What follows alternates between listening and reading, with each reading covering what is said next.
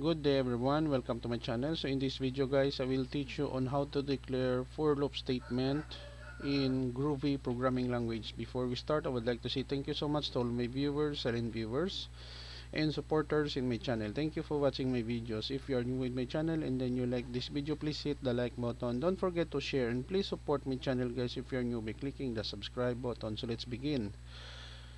Some of the commands in Groovy while learning the language is similar to Java or even in C++.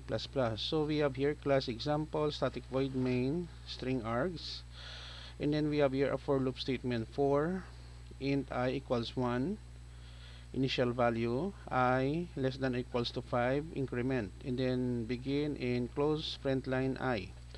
So what we are trying to do using this statement is to display 1, 2, 3, 4, 5 on the screen, and then we close the body of our program.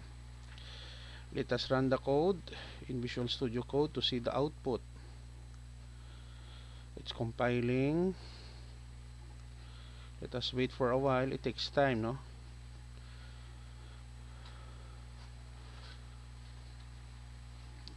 Here we go. We have here the output 1, 2, 3, 4, 5 display using for loop statement in Groovy programming language.